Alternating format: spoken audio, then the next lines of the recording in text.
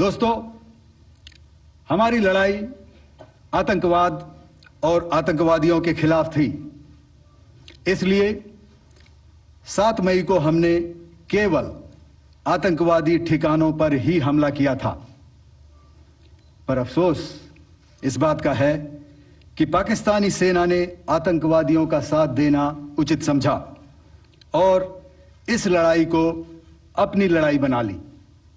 इस परिस्थिति में हमारी जवाबी कार्यवाही अत्यंत आवश्यक थी और इसमें उनका जो भी नुकसान हुआ वे खुद इसके लिए जिम्मेदार हैं।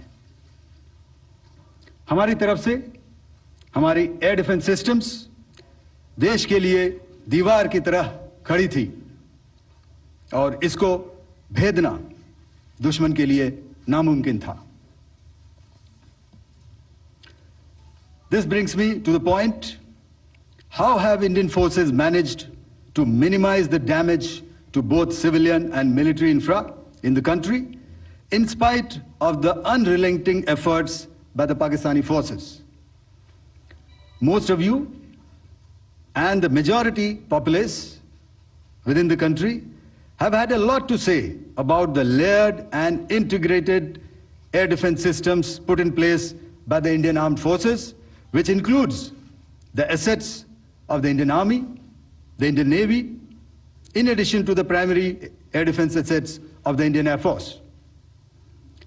As you all are well aware, this robust AD system comprises of a large variety of multi-layered AD sensors and weapon systems, from point defense weapons like the low-level air defense guns, shoulder-fired manpads, and short-range surface-to-air missiles or SAMs, to area defense weapons like the air defense fighters and longer-range surface-to-air missiles within our inventory. Additionally, the numerous waves of drones and unmanned combat aerial vehicles employed by Pakistan were also thwarted by the indigenously developed soft and hard kill counter-US systems and the well-trained Indian air defense personnel.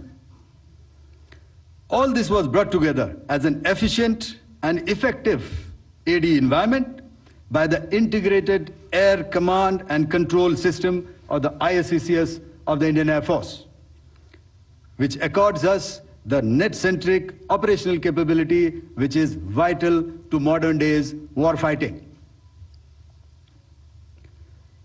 While much has been said and written about the newer systems, I would like to place on record the performance and efficacy demonstrated by even the older battle-proven AD systems like the Pechora, the OSA AK, and the LLAD guns in countering the Pakistani threat vectors in the current operations. They were all modern generations, but these battle-proven systems stood the test of time and took them on head-on. Another highlight has been the stellar performance of the indigenous air defense weapon system like the Akash system.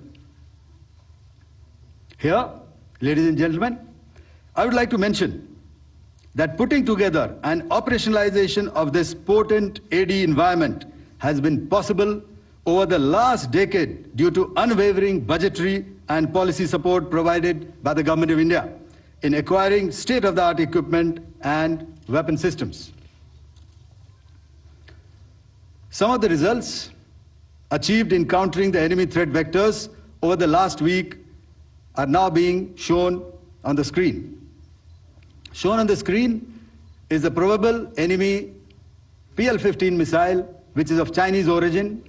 This missile has missed its target, and you can see the pieces now which are available with us.